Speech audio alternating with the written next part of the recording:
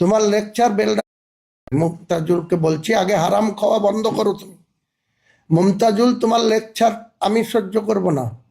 তোমার লেকচার বেলডাঙ্গায় বেগুন বাড়িতে মেরে গেছো, এরপরে আসবা তুমি বেলডাঙ্গা মুর্শিদাবাদে কোথাও জালসা করতে, সেদিন তোমার সাথে আমি বোঝাপড়া করব।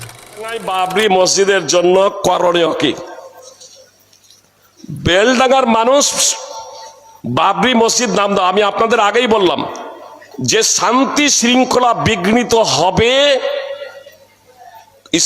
শান্তি শৃঙ্খলা বিঘ্নিত হবে এমন যদি কোনো বিষয় যদি হয়, আর ইসলামের কোনো কিছু মাইনাস বা বিয়োজন যদি না হয়, তাহলে সেই কাজটা করা যাবে না। রাসূলুল্লাহ শব্দটা মিটিয়ে দিলেন। দেখুন, মুহাম্মদ সাল্লাল্লাহু আলাইহি সাল্লাম নিজ হাতে, জানছেন না কোথায় লেখা আছে, আলীকে বলছেন দেখিয়ে দাও, তাহলে আমাকে আমি মিটিয়ে দিই। মুহাম্মদ সাল্লাল্লাহু আলাইহি সাল্লাম মিটিয়ে দিলেন শান্তি শৃঙ্খলা বজায় রাখার লক্ষ্য এবং উদ্দেশ্যে। বুঝতে পেরেছেন? শান্তি শৃঙ্খলা যদি বাবরি না দেওয়া হয়, মসজিদ নির্মাণ করা যাবে না বেলডাঙ্গাতে? কি বলছেন? মসজিদ তো নির্মাণ হবে, কিন্তু প্রচলিত রাজনীতি করা যাবে না, কোটি কোটি টাকা পাওয়া যাবে না। এখানে আপনি মসজিদে টাকা দেবেন না, আপনি ওখানে টাকা নিয়ে মাথায় ইট নিয়ে চলে যাচ্ছে।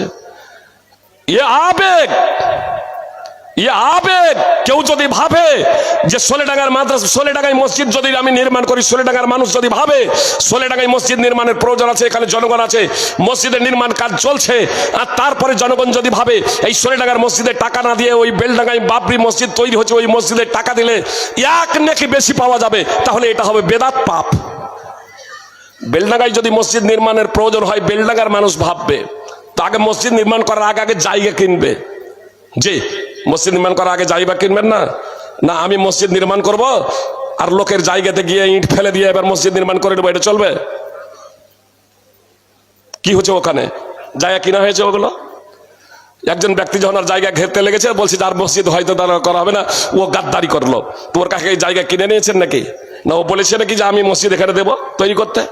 আল্লাহ তাআলা আমাদের হেদায়েত দান করুক। সুপ্রিয় ভাই এবং বোন, আপনাদের কাছে আমার বিনীত অনুরোধ, বিশেষ করে এই সোলেডাঙ্গা এবং এই এলাকার মানুষ, আপনাদের যে শিক্ষা প্রতিষ্ঠান, এই শিক্ষা প্রতিষ্ঠানকে বাঁচিয়ে রাখার দায়িত্ব এবং কর্তব্য আপনাদের সর্বাধিকার, সর্বাগ্রে। এজন্য এই প্রতিষ্ঠানকে বাঁচিয়ে রাখার জন্য আপনারা সর্বাত্মক প্রচেষ্টা করবেন, ছেলে মেয়েদেরকে দেবেন, শিখবেন। আলহামদুলিল্লাহ, আমি আগেই বললাম যে বর্তমানে মাদ্রাসা কমিটি এবং শিক্ষক মন্ডলীরা তারা কঠোর পরিশ্রম করে একটা উন্নত মানের সিলেবাস তৈরি করেছেন, যার মাধ্যমে দিন এবং দুনিয়া উভয়টাই তারা শিখবেন, আমাদের ছেলে মেয়েরা শিখবে। আল্লাহ তাআলা আমাদের প্রত্যেকে পবিত্র করেন। প্রিয় ভাতৃবৃন্দ, ভগিনীগণ, মসজিদ নির্মাণ করা অবশ্যই পুণ্যের কাজ। মসজিদ নির্মাণ করবেন। আপনারা দেখলেন মুহাম্মদ সাল্লাল্লাহু আলাইহি ওয়াসাল্লাম রাসূলুল্লাহ বাক্যটাও কেটে দিয়েছেন, বাক্যটাও মিটিয়ে দিলেন মুশরিকদের প্রতিবাদের কারণে, অমুসলমানদের প্রতিবাদের কারণে, শান্তি শৃঙ্খলা বজায় রাখার লক্ষ্য এবং উদ্দেশ্যে। বাবরি মসজিদের জায়গায় যখন রাম মন্দির বানানোর কথা যখন ঘোষণা যখন দেওয়া হয়, আমরা অনিচ্ছা সত্ত্বেও সেই বিষয়টাকে মেনে নিয়েছি না মেনে নেইনি? বিরহর হাইকোর্টে আর মামলা করিনি, মামলা করলাম না কেন? আমরা প্রতিবাদ করলাম না কেন? সুপ্রিয় ভাই এবং বোন, ওলামায়ে কেরাম বুঝেছেন শান্তি শৃঙ্খলা, যে একটা মসজিদকে নিয়ে যদি সার্বিকভাবে যুগ যুগ ধরে যদি রাজনীতি চলে, মানুষ যদি খুনোখুনি হয়, রক্তপাত হয়, তাহলে এ প্রয়োজন নেই। অবশ্যই ইসলামকে বিসর্জন দিতে হবে এমনটি না, ইসলামকে রক্ষার জন্য আমাকে আপনাকে সার্বিকভাবে আপনার শেষ রক্ত বিন্দু পর্যন্ত সংগ্রাম করে যাবে। মসজিদের প্রয়োজন আছে, হাজারো মসজিদ নির্মাণ করুন, কোনো সমস্যা নাই, কিন্তু বাবরি মসজিদ নাম দেওয়ার কি প্রয়োজন আপনার? তো আবেগ নিয়ে ছিনিম খেলা ছাড়া কোনো কিচ্ছু নাই। জি, কথা খুব মনোযোগ দিয়ে শুনবেন। মুমতাজুল ইরফানি কথা বলার পরে ক্ষমা চেয়েছে বলে এটা ভাববেন না ফাইজি সাহেবকেও ক্ষমা চাইতে হবে। জি না, হ্যাঁ, আমি যে কথাগুলো বলছি কোরআন এবং সুন্নাহর ভিত্তিতে যদি সেটা ভুল যদি হয়ে যায়, তাহলে ভুল প্রমাণ করবেন। আমি সার্বিকভাবে সারেন্ডার হতে প্রস্তুত, কিন্তু আমি যে কথা বলছি তা যদি কোরআন এবং সুন্নাহর যদি অনুকূল হয়, সারা শুধু একজন কেন, সারা পৃথিবীর মানুষ যদি একদিকে হয়ে যায়, তাহলে আমি আত্মসমর্পণ করতে প্রস্তুত না। তার কারণ আমি জানি মানুষের মৃত্যু নির্ধারিত সময় হবে, 1 সেকেন্ড আগেও না আর 1 সেকেন্ড পরেও না। সারা পৃথিবীর মানুষ যদি একটা দানা আমাকে বেশি খাওয়াবো মনে করে, এটা সম্ভব না। আর সারা পৃথিবীর মানুষ যদি আমার বিন্দু মাত্র ক্ষতি করবো মনে করে, এমন ক্ষতি যা আমার মুকদ্দারে লেখা নাই, যা আমার ললাটে লেখা নাই, যা আমার কপালে লেখা নাই, তবে আমার দৃঢ় বিশ্বাস সারা পৃথিবীর মানুষ মিলেও এটা পারবে না। এ কথা মুহাম্মদ সাল্লাল্লাহু আলাইহি সাল্লাম ব্যর্থহীনভাবে ঘোষণা করে দিয়েছেন। সুনানে তিরমিজি হাদিস নম্বর 2516, রুফিয়াতিল আকলাম ওয়া সাফফাতিস সুহুফ।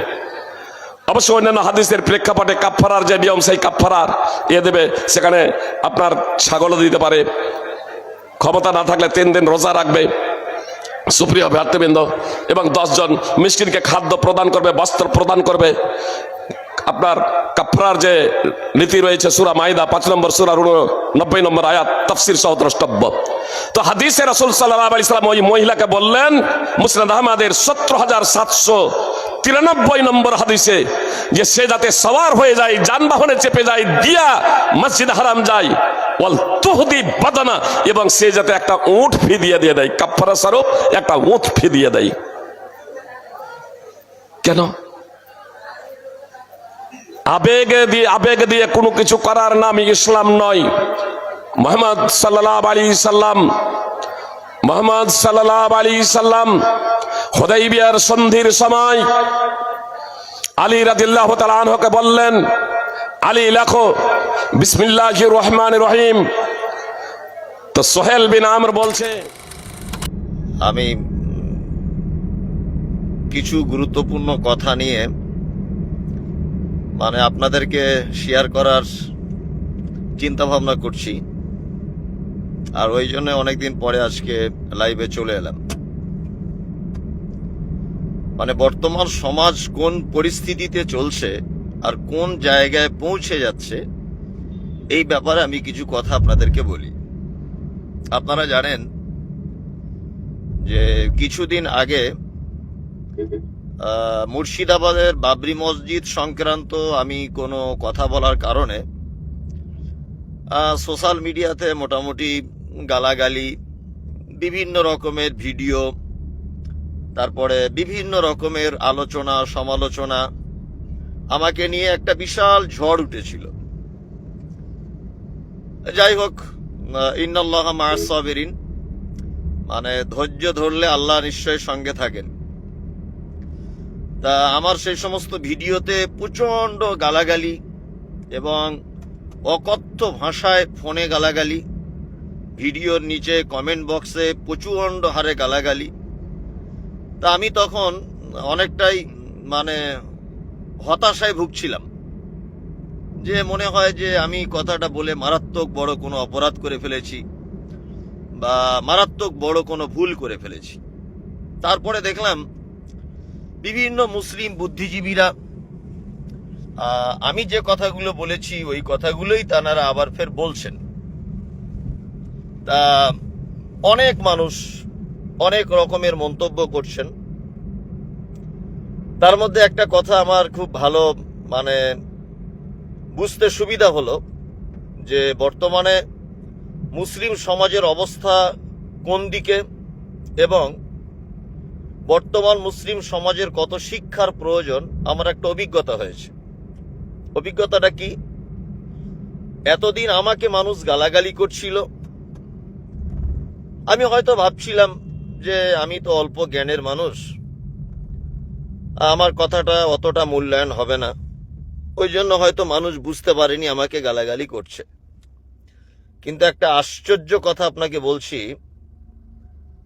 সারা বাংলার বাঙালিদের ভিতর একজন বিজ্ঞ আলেম, সে আলেমটির নাম আপনারা সকলেই জানেন, মুর্শিদাবাদ জেলায় ওনার বাড়ি।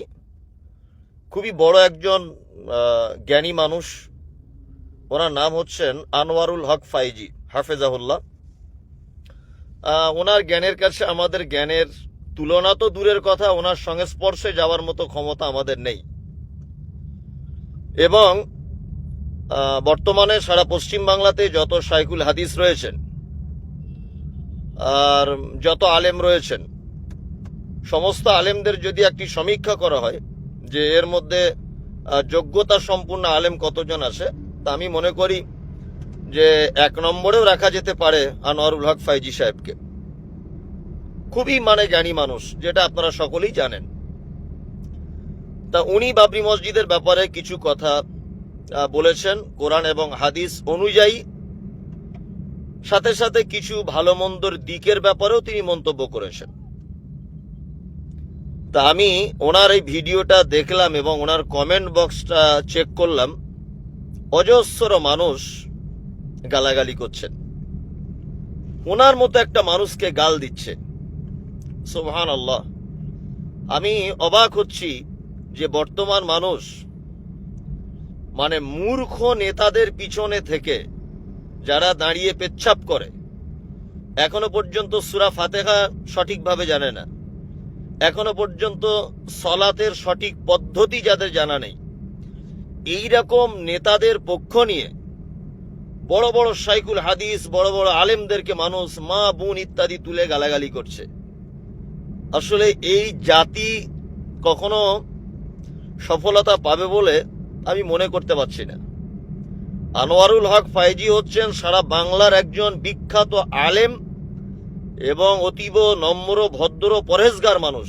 ওনার সম্পর্কে আমাদের যা জানা, ওনাকে পর্যন্ত মানুষ কমেন্ট করে গালাগালি করছে। সুবহানাল্লাহ। অবাক হয়ে যাচ্ছি আমি যে ওনার মতো মানুষকে জাতি গালাগালি করছে। তার ওই জন্য বলে যে জ্ঞানী মানুষদের মূর্খ মানুষদের ভিড়ে জ্ঞানী মানুষদের খুঁজে পাওয়া খুব মুশকিল, খুব মুশকিল। অথচ উনি কোরআন এবং হাদিস দিয়ে খুব বুঝে এবং গুরুত্বপূর্ণ সহকারে মানুষকে ব্যাপারটি বোঝানোর চেষ্টা করছেন, তারপরেও গালি খেতে হচ্ছে। মানুষ আবেগ দিয়ে ধর্মটাকে দেখছে, অথচ যারা বেশি আবেগ দেখাচ্ছে তাদেরকে যদি ধরা হয় যে মসজিদ নিয়ে এত মাতামাতি, 2 রাকাত নামাজ সঠিক করে পড়ে দেখাও।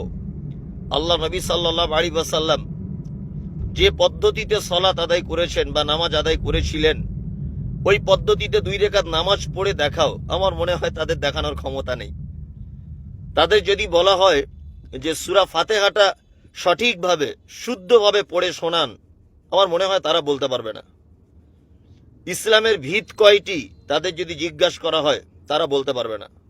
অথচ তারা সাধারণ একটা নেতার পিছনে এবং তাদের পক্ষ নিয়ে বিভিন্ন আলেমদেরকে তারা বিভিন্ন প্রকারের গালাগালি, বিভিন্ন প্রকারের কটু কথায় আঘাত করছে।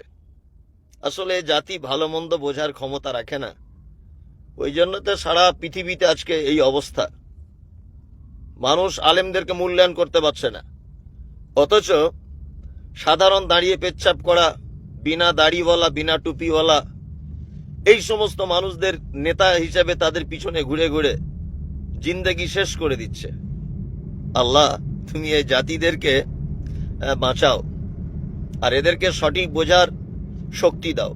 ওই জন্য বলছি যে কোনো জিনিস রাজনৈতিক চশমা পড়ে দেখবেন না, রাজনৈতিক চশমা পড়ে কোনো জিনিস দেখবেন না। প্রতিটা জিনিস সহিহ সুন্নাহর আলোকে দেখার চেষ্টা করুন, হাদিস এবং কোরআনের আলোকে দেখার চেষ্টা করুন। তাহলে দেখবেন আলেমদের সঙ্গে আপনার মতও মিলে যাবে, আপনার মতটাও মিলবে আলেমদের সঙ্গে। আর আপনি যতদিন পর্যন্ত রাজনৈতিক চশমা পড়ে থাকবেন, ততদিন আপনাকে আলেম ওলামাদের কথা মিষ্টি মিষ্টি লাগবে না, তিতই লাগবে। যাই হোক, এই কথাটা বলার জন্য আমি লাইভে এসেছিলাম। আল্লাহ আপনাদের সকলকে সুস্থ রাখুক আর সকলকে হায়াতে তাইয়্যিবা দান করুক। আসসালামু আলাইকুম। পর্যন্ত যদি দূরবীন নিয়ে দেখা হয়, তাহলে একটা ইমানদার লোক আছে বলে মনে হয়? আছে? নাই। ইল্লা মাশাআল্লাহ কেউ ভিতরে ভিতরে থাকতে পারে। এবার সোশ্যাল মিডিয়াতে আমরা যাদের মুখগুলো দেখতে পাই, ইমানদার খুঁজে পাওয়া খুব বড় কঠিন। তাহলে এই রকম একটা হিন্দু রাষ্ট্রের নাগরিক আপনি, এখানে ইসলাম কায়েম করবেন কেমন করে? কেমন করে করবেন? আল্লাহ যে বলছেন ইউজহিরাবু আলাদ্দীনি কুল্লি, পৃথিবীর সমস্ত মতাদর্শের উপরে ইসলাম শ্রেষ্ঠ, এইটা প্রমাণ করে দিয়ে তোমাকে আমার কাছে আসতে হবে। 2023 আজকে 5 জানুয়ারি দেশের প্রধানমন্ত্রী থেকে শুরু করে আপনার এলাকার প্রধান পর্যন্ত প্রত্যেক মানুষ দেখবেন ব্যানার্জি, চ্যাটার্জি, মুখার্জি, হরিপদ, অমুক তমুক ইত্যাদি, একটাও ইমানদার লোক দেখতে পাওয়া যায়? যায় না। এখানেও এক কঠিন পরিস্থিতিতে ইসলাম যে সর্বশ্রেষ্ঠ, এটা কি আপনি প্রমাণ করতে পারবেন? বলুন, সম্ভব? একদমই সম্ভব নয়। রাস্তা দিয়ে চলতে গেলে কোন দিকে চলা সুন্নত? ডান দিকে। আপনি চলেন কোন দিকে? বাম দিকে। এখন যদি আপনি গাজুয়ারি করে বলেন বেলডাঙ্গা হাই রোডে NH 34 যে আমাদের হাদিসে লেখা আছে ডান দিকে চলতে, আমি ডান দিকে চলবো, তোর বাপের কি? যদি আপনার অ্যাক্সিডেন্টও হয় তাহলে ইন্স্যুরেন্স কোম্পানি 10 পয়সা ক্লেম দিবে না। কি বললাম বুঝলেন নাই? কোনো ক্লেম নেই। সুদ প্রকাশ্যভাবে হারাম, কোরআন নিষিদ্ধ করেছে। তারপরেও আপনাকে এমন এক সিচুয়েশনের মধ্যে ফেলে দেওয়া হয়েছে যে জিরো ব্যালেন্সের একটা অ্যাকাউন্ট খুলতে হবে বলে দিয়েছে। আপনি বাঁচতে পারবেন? পারবেন? পারবেন না। অসম্ভব, আপনি বাঁচতে পারবেন না। আপনি কি করবেন? এরকম জায়গায় ইসলাম কায়েম করা সম্ভব? সম্ভব নয়। তাহলে এটা কি করা লাগবে মৌলভী সাহেব একটু বলে দিয়ে যান। দেখুন, আমি বেশি হাদিস কোরআন জানি না মাদানী সাহেবের মতো, উনি বিশাল জ্ঞানী লোক, ওনার জ্ঞানের সমপরিমাণ আমার জ্ঞান একদমই নগণ্য, একদমই নেই। আমি ওই মোটামুটি বুঝিয়ে যুক্তি টুক্তি দিয়ে আমি একটু মানে ভালো করে বলার চেষ্টা করি, এটাই আর কি, এছাড়া আর কিছু নয়। তবে হাদিস কোরআন বলবো, একটু টাইম দিতে হবে, পরিবেশ তৈরি করতে হবে, আমার জায়গা আমাকে আসতে দিতে হবে, তবে তাই ইসলাম কায়েম হবে কেমন করে? জি, এবার আপনাকে একটা কথা বলছি। আচ্ছা, আপনি বর্তমান যে দেশের সরকারের অধীনে বসবাস করেন, আপনি যত বড়ই লালু হন, আপনি যদি সরকারের এগেইনস্টে কোনো কাজ যদি করেন, বলুন তো আপনাকে অ্যারেস্ট করা হবে কি হবে না? হবে। মসজিদের ইমাম সাহেব যত বড়ই ইমাম হোক, ও যদি মসজিদের সভাপতি কেশিয়ারের বিরুদ্ধে যদি কথা বলে, চাকরি থাকবে? মাদ্রাসার হেডমাস্টারই থাকবে? থাকবে না। মানে কি, সেক্রেটারি দায়িত্বশীল মানুষদের উপরে কথা বলা যাবে না। এইবার আপনাকে বলছি, এই দেখে নেন, প্রত্যেক সংসারেও কিন্তু একটা দায়িত্বশীল মানুষ থাকে। আপনার সংসারে আপনি দায়িত্বশীল, একটা স্কুলে একটা হেডমাস্টার দায়িত্বশীল, একটা গ্রামের একটা পঞ্চায়েত দায়িত্বশীল, একটা টোটাল 2-4টে পঞ্চায়েত মিলে একটা প্রধান দায়িত্বশীল আছে না নেই? আছে। এইবার আপনাকে বলছি, পায়ের নখ থেকে শুরু করে পায়ের মাথার চুল পর্যন্ত, এই যে টোটাল, এটা আলাদা একটা পার্টস, এটা একটা আলাদা পার্টস, এটা একটা আলাদা পার্টস, কানের আলাদা কাজ, চোখের আলাদা কাজ, পায়ের আলাদা কাজ, ভিতরের আলাদা পার্টস, পিঠের আলাদা কাজ, পায়ের পাতার তলায় যে চামড়াটা, এর আলাদা কাজ, সবার দেখবেন আলাদা আলাদা আলাদা আল্লাহ একটা ডিপার্টমেন্ট দিয়েছে, তাইনি? দিয়েছে। চোখ যে কাজ করতে পারবে, কান সেটা পারবে না। কান যেটা পারবে সেটা হাতের পক্ষে সম্ভব নয়, পায়ের পক্ষে যেটা সম্ভব ওটা মাথার পক্ষে সম্ভব নয়। সম্ভব নয়। বলুন তো, এই টোটাল যে আপনার টোটাল বডির ভিতরে এক একটা সেক্টর, এক একটা মেশিন আল্লাহ তাআলা ফিট করে দিয়েছেন, বলুন তো এই এতগুলো দায়িত্বশীল, হাত দায়িত্বশীল, পা দায়িত্বশীল, চোখ দায়িত্বশীল, কান দায়িত্বশীল, এই এতগুলো পার্টসের ভিতরে বলুন তো মানব দেহের সব থেকে বড় সেক্রেটারির পদে কে আছে? কে? মাথা। এ কি? সেক্রেটারি, তাই না? জি, খুব ভালো বুঝতে পেরেছেন তো, আপনার বুদ্ধি ভালো। এর নাম তাহলে কি? সেক্রেটারি।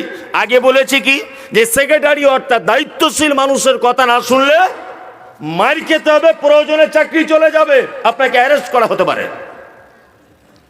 এইবার আপনাকে একটা কথা বলছি, আমি মমতাজুল ইসলাম এখানে বক্তব্য দিয়ে গেলাম যে সুদ প্রকাশ্যভাবে হারাম।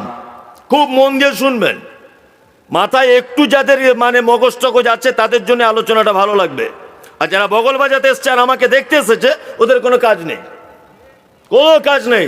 আপনি খুব মনোযোগ সহকারে শুনুন, আমি এমন একটা জায়গা আসবো যে আপনি অবাক হয়ে যাবেন যে লোকটা ঘুরে ঘুরে ঘুরে ঘুরে এইটুকু বয়সে বেশ সাংঘাতিক জায়গা এসেছে। এই দেখুন, আপনার ঠিক জায়গা আনছি আমি। তাহলে দায়িত্বশীল মানুষের কথা না শুনলে চাকরি বাকরি চলে যায়। আমি মমতাজুল ইসলাম এখানে বলে দিলাম সুদের টাকা হারাম, এটা আমি বলছি না, কোরআন বলছে। কোরআন বলছে ব্যভিচার হারাম। এটা আজকে আপনি 10টা কথা শুনে বাড়ি চলে গেলেন, এটা আপনার সেক্রেটারি মাথার। আচ্ছা বলুন তো, এই টোটাল কথাগুলো ক্যাচ করে রাখে কে? মেমরি সেল, মাথার ভিতরে অনেক সেল আছে, তার মধ্যে মেমরি সেল বলে একটা সেল আছে। এর কাজ হচ্ছে এই সমস্ত কথাগুলোকে ক্যাচ করে রাখা।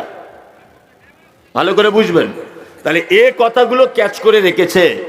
আপনার বন্ধু আপনাকে সুদের টাকা দিতে আসছে, আব্দুল্লাহ তোমার কাছে সুদের টাকা নিয়েছিলাম, এই নাও তুমি সুদের টাকাটা নাও। তোমার হাত বাড়িয়েছে, হ্যাঁ দাও সুদের টাকাটা।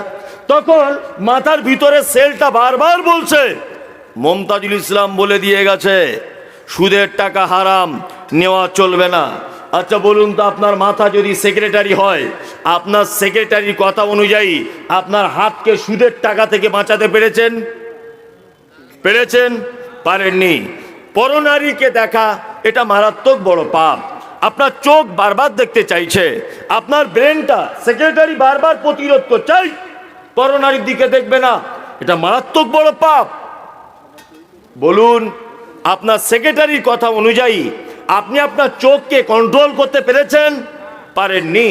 তাহলে আপনি 3.5 হাত বডিটার যদি সামান্য একটা দায়িত্বম্যানের দায়িত্ব অনুযায়ী যদি পরিচালনা করতে না পারেন, এটা যদি আপনি অক্ষম হন যে আপনার টোটাল বডিটার পরিচালনা করছে ব্রেন, এইটার সমস্ত অঙ্গ প্রত্যঙ্গ কথা যদি অমান্য করে, তা আপনার পক্ষে কি গোটা রাষ্ট্রটা মুসলিম কান্ট্রিতে রূপান্তরিত হবে, বা আমার এলাকাটা বা আমার গ্রামটা হাদিস এবং কোরআন অনুযায়ী চলবে?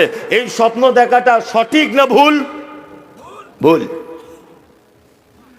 আপনি নিজের বডিটাকেই হাদিস কোরআন দিয়ে পরিচালনা করতে পারেন না, এতে আপনি অক্ষম।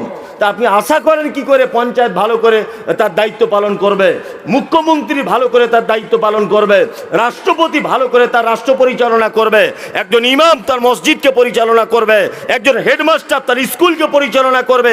এ আপনি আশা করেন কেমন করে? আপনি তো সামান্য 3.5 হাত বডিটারই দায়িত্ব হাদিস কোরআন অনুযায়ী নিতে পারেন না। একটা লোক বলুন তো, এখানে দেবকুণ্ডু গ্রামের না কোথায় গ্রামটা, দেবকুণ্ডু বেলেপাড়ার বা পার্শ্ববর্তী গ্রাম থেকে যারা এসেছেন, একটা লোক বলুন যে গত জুম্মা থেকে আগামীকাল জুম্মা পর্যন্ত বা আজকে রাত পর্যন্ত আমার মাথা যা বলেছে হাদিস এবং কোরআন অনুযায়ী, আমি সেই রাস্তাতে আমার হাত পা চোখ কান আমার গোটা অঙ্গ প্রত্যঙ্গকে চালিয়েছি। একটা লোক বলুন তো, আছেন কেউ? নেই। তাহলে আপনার পক্ষে যখন বডিটাই পরিচালনা করতে আপনি অক্ষম, তা আল্লাহ তাআলা যে বলছে লিইয়ুযহিরাহু আলাদ-দীনি কুল্লি, তোমাকে পৃথিবীতে পাঠানো হয়েছে এই কারণে। কি কারণে? যে সারা পৃথিবীর যত মতাদর্শ আছে তার থেকে ইসলাম কি শ্রেষ্ঠ, এইটাকে তোমাকে প্রমাণ করে দিয়ে আমার কাছে আসতে হবে।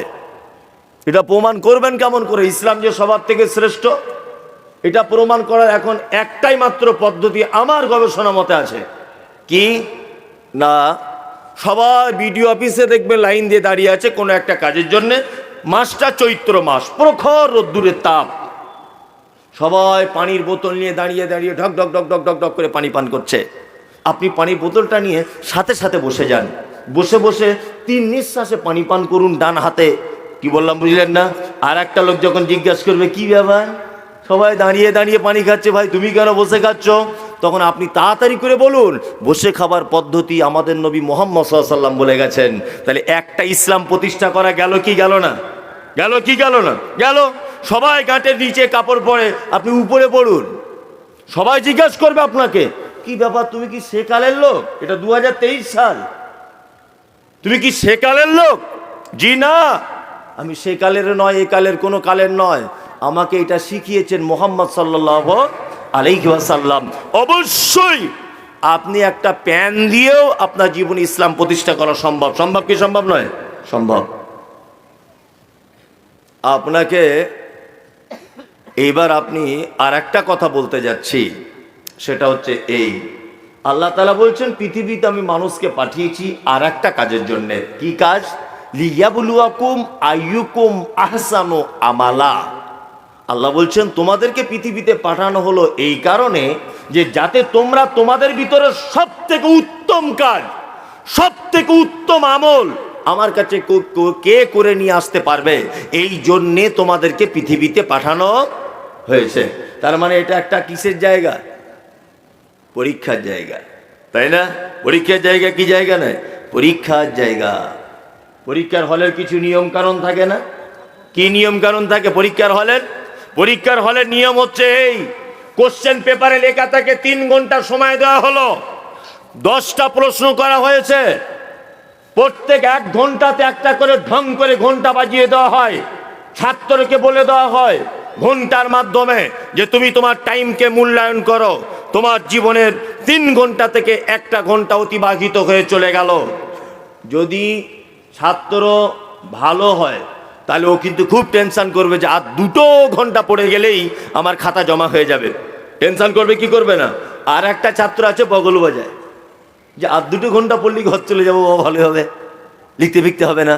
হ্যাঁ, পরীক্ষা 3টে ঘন্টা পড়ে গেল, 2জনাই বাড়ি চলে এলো। রেজাল্ট আউট যেদিন হবে, আচ্ছা বলুন তো কে হাসবে আর কে কাঁদবে? হ্যাঁ, যে বগল বাজিয়েছে সে কাঁদবে, তবে ও কাঁদবে না। এখনকার মডেলিং ছেলে তো, ও আবার বলছে ও ভালো রেজাল্ট করেছে, ও যদি চাকরি পেয়ে যায় তা ও যে স্কুলে চাকরি করবে সেই স্কুলের যে বিল্ডিংটা করতে হবে তার জন্য তো রাজমিস্ত্রিও দরকার। ও না হেডমাস্টার হবে, আমি না রাজমিস্ত্রি হব। খুব বুদ্ধি ওর। ও ফেল করেছে তারপরেও বলছে আমি না রাজমিস্ত্রি হব, ও না হেডমাস্টার হবে। বন্ধু, এটা কি মাস? জানুয়ারি, তাই না? জানুয়ারি। আল্লাহু আকবার। কত মুসলিম যুবক ছেলেকে দেখা যাচ্ছে 1 জানুয়ারি ঢোল তবলা নিয়ে চড়ুই ভাতি, ফিস্টি, পিকনিক, গার্লফ্রেন্ড বয়ফ্রেন্ড বিভিন্ন জায়গায় মাতম করে করে বেড়াচ্ছে বগল বাজিয়ে। করছে কি করছে না? এটা মোমেনের জন্য দুঃখের সংবাদ। মোমেনের জীবনের এটা পরীক্ষার হল, তার নির্দিষ্ট টাইম বেঁধে দেওয়া হয়েছে কতদিন সে বাঁচবে। দেবকুণ্ডু বেলেপাড়াতে এটা টাইম বেঁধে দেওয়া আছে না নেই? আছে। তার জীবন থেকে 1টা বছর অতিবাহিত হয়ে গেল, একজন মোমেন হয়ে অনুতপ্ত করবে যে আল্লাহ কতটা রোজা করতে পারলাম, কতটা নামাজ পড়তে পারলাম, কতটা জাকাত দিতে পারলাম, কতটা কারোর সঙ্গে ভালো ব্যবহার করতে পারলাম। সে টেনশন করবে কি করবে না? করবে। আর যারা বগল বাজাচ্ছে, ডিজে বাজিয়েছে, এদের ব্যাপারে বলা হচ্ছে ফিন্নার খালিদিনা ফিহা, এরা জাহান্নামের ভিতরে থাকবে চিরস্থায়ী। যারা ফেল করে যাবে আল্লাহর পরীক্ষাতে, চিরস্থায়ী জাহান্নামে। এখানে রাজমিস্ত্রি করে খাওয়া যাবে, ও ঘি ভাত খামি, আমি লবণ ভাত খাবো, এটা সম্ভব। কিন্তু আল্লাহর পরীক্ষায় যদি কেউ ফেল পড়ে যায়, হ্যাঁ, কে? আগুনের ভিতরে থাকতে হবে অনন্তকাল। এক সাংঘাতিক ব্যাপার। আমি পবিত্র আল কোরআনের সূরা আনফালের কয়েকটি আয়াত আপনাদের সামনে তেলাওয়াত করেছি। এই আয়াতের দিকে চলে গিয়ে এবার বক্তব্য শুরু করে দিচ্ছি কোরআন দিয়ে একটা একটা করে। তার আগে আপনাদেরকে আরো একটা জিনিস জিজ্ঞাসা করছি, সেটা হচ্ছে এই, আচ্ছা বলুন তো দেখি, তাহলে ভাবছেন যে এতক্ষণ তাহলে এমনি বকছেন? জি না, এমনি বকিনি। আমি অনেক কিছু আপনাকে আরো বলতে এসেছি, সেগুলো শুনুন। কোরআনে এইরকম শব্দ আছে না নেই? মুনাফিকুন আছে, মুশরিকুন আছে, কাফিরুন আছে, ফাসিকুন আছে, মুত্তাকুন আছে, মুমিনুন আছে। আছে, একটার ব্যাখ্যা করে দিই খুব বিস্তারিতভাবে, আর একটা দুটো হালকা হালকা করে করি। সেটা হচ্ছে এই মুমিনুন। পৃথিবীতে মোমেন কারা, মোমেনদের কোয়ালিটি কেমন হয়, এই ব্যাপারে 2-4টে কথা আপনাদেরকে বলে দিয়ে যাই। তার আগে মুনাফিক, মুশরিক, ফাসিক এদের ব্যাপারে 2-4 মিনিট করে বলি, তাহলে আপনার অনেকগুলো বিষয় জানা হবে। এক, প্রথমে জেনে নেন মুনাফিক। আচ্ছা, মুনাফিক কাকে বলে সবাই জানি আমরা, তাই না? আমার কাছে আরো সহজ ভাষায় জেনে নেন। মুনাফিক হলো তারা যাদের মুখে থাকে মধু, অন্তরে থাকে বিষ, এরা হচ্ছে মুনাফিক। খুব সহজ বাংলা বুঝলেন না? মুখে থাকে কি? মধু, অন্তরে বিষ, এ হচ্ছে মুনাফিক। আসসালামু আলাইকুম। আরে সত্যি, আগে 3টে ইমাম সাহেব ছিল আমাদের মসজিদে, আপনার মতো ভালো লোক তারা নয়। সত্যি, অনেকদিন পরে একটা ইমাম এসেছে আমাদের মসজিদে। সকালবেলাতে বললো, আর বিকেলবেলাতে ওই চায়ের দোকানে বসে বসে গল্প করছে। ইমাম সাহেবটা সব ভালো, একটু কামাই বেশি করে, এটাকে তাড়ালে হয় না। কি বললাম বুঝলেন না? এই মাত্র সকালবেলা বলে গেল, হচ্ছে আপনার মতো লোক হয় না ভাই, আপনি মারাত্মক লোক, এই মাত্র বলে গেল। আর ওই চায়ের দোকানে গিয়ে বলছে এই লোকটাকে তাড়ালে হয় না, অন্য আর একটা ভালো ইমাম দেখেছি, এই পাক্কা মুনাফিক। কি বললাম বুঝলেন না? এটা হচ্ছে মুনাফিক। ইসলামে সব থেকে মারাত্মক ক্ষতি করেছে এই মুনাফিকরা। এরা হয় দুমুখে মানুষ। কখনো কখনো বলে আল্লাহকেও মানি, কখনো কখনো বলে দেবদেবীকেও মানি। কোরআন তার দলিল দিচ্ছে। আল্লাহ তাআলা বলছেন অমিনান নাসে মাইয়াকুলু আমান্না বিল্লাহি ওয়া বিল ইয়াউমিল আখিরি ওয়া মা হুম বিমুমিনিন। নবী, তারা এসে এই কথা বলে আমরা আল্লাহকেও মানি, আমরা আখিরাতকেও মানি, কিন্তু নবীকে ডাইরেক্ট আল্লাহ বলে দিচ্ছেন ওমা হুম বিমুমিনিন। নবী কখনোই তারা মোমেন নয়, কখনোই তারা মোমেন নয়। আর একটা কথা বলে দিই, মুনাফেক দুই প্রকারের হয়। এক, বিশ্বাসগত দিক দিয়ে মুনাফেক হয়, আর আরেকটা হয় কর্মগত দিক দিয়ে মুনাফেক। বিশ্বাসগত দিক দিয়ে মুনাফেক কারা? যারা বলে যে আমরা আল্লাহকেও মানি, ওদিকে রামকেও মেনে চলি, ওদিকে আল্লাহকেও মানি, এদিকে দুর্গারও সাপোর্ট করি, ওদিকে আল্লাহকেও মানি, এদিকে দেবীকেও সাপোর্ট করি। এরা হচ্ছে বিশ্বাসগতভাবে এরা মুনাফিক। আর কর্মগতভাবে মুনাফিক কি? আল্লাহ নবী সাল্লাল্লাহু আলাইহি ওয়াসাল্লাম বলেছেন ইজা হাদ্দাসা কাযাবা। একজন লোক মুনাফিক হবার জন্য যথেষ্ট তিনটে গুণ তার ভিতরে থাকলে: এক, সে কথা বললে মিথ্যা কথা বলে; দুই, ওয়াদা করলে খেলাপ করে; তিন, জনগণের মাল রাখতে দিলে সে ধ্বংস করে দেয়। আর আরেকটা হাদিসে আছে ঝগড়া হলে গালাগালি করে। এটা মুনাফিকের গুণ, তাই তো? এবার আপনাকে আর একটা কথা বলি। কি কথা? আচ্ছা বলুন তো, মুনাফিকদের সব থেকে ভালো দেখতে পাওয়া যায় কোথায়? জানা আছে? নেই। ক্লাবে যাবেন, মুনাফিক নেই, সবাই সিনেমা দেখছে, সবাই সিনেমা, সবাই আনন্দে আছে। 20 कोस दूर से अगर कोई बच्ची रोते, माँ कहती है कि बच्ची सो जा, गब्बर सिंह आ जाएगा। শুনেছেন তো? সোলে সিনেমা চলছে, সবাই হাততালি দিচ্ছে এরকম করে, আর খুব বসে বসে দেখছে।